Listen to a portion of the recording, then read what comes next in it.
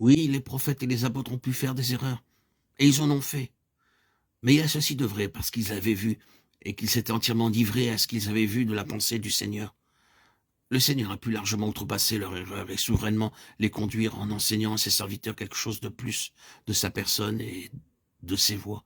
Vous ne trouverez jamais cela chez des personnes qui ne sont pas déterminées. De telles personnes ne savent pas comment s'accomplit une œuvre et n'apprécient jamais très bien ce que veut véritablement le Seigneur. Cependant, il y a des personnes qui se livrent, qui vont de l'avant, tout droit dans la direction indiquée, quelle que soit la mesure de lumière que le Seigneur leur ait accordée.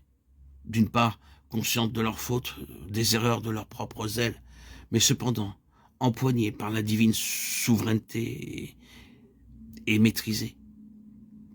Elles sont enseignées par le Seigneur, à travers leurs erreurs pour mieux connaître ses pensées et comment il fait les choses.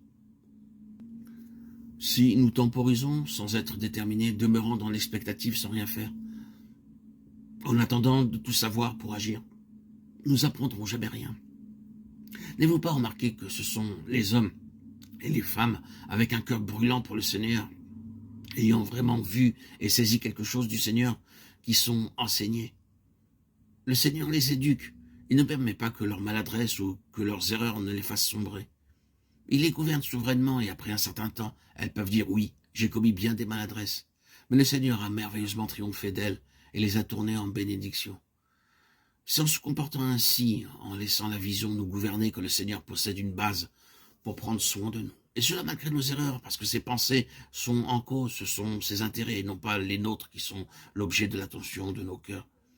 Les prophètes et les apôtres ont appris à connaître le Seigneur de manière merveilleuse, à travers leurs erreurs, car elles n'étaient pas la conséquence de leur entêtement naturel, mais d'une réelle passion pour Dieu et pour ce qu'il leur avait fait faire voir de son dessein.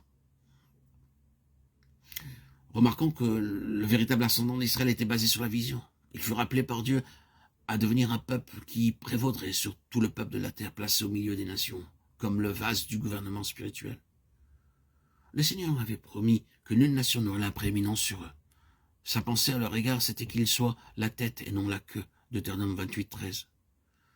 Mais cela n'arriverait pas, bon gré mal gré, sans tenir compte de leurs conditions ni de leur position. C'est quand ils avaient corporativement et clairement devant eux la vision, comme un seul peuple, dominé, maîtrisé, uni par la vision, c'est alors qu'ils étaient la tête et non la queue.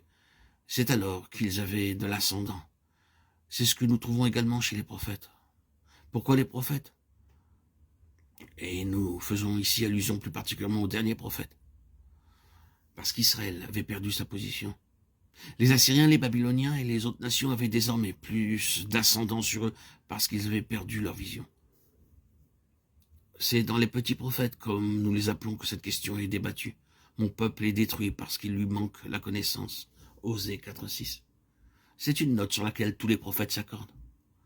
Pourquoi un tel état de choses? Pourquoi Israël a été opprimé par les nations? La réponse en est la perte de la vision. Le prophète a donc été levé pour les ramener sur le terrain de la vision. Le prophète a cette vision. Il est l'œil du peuple.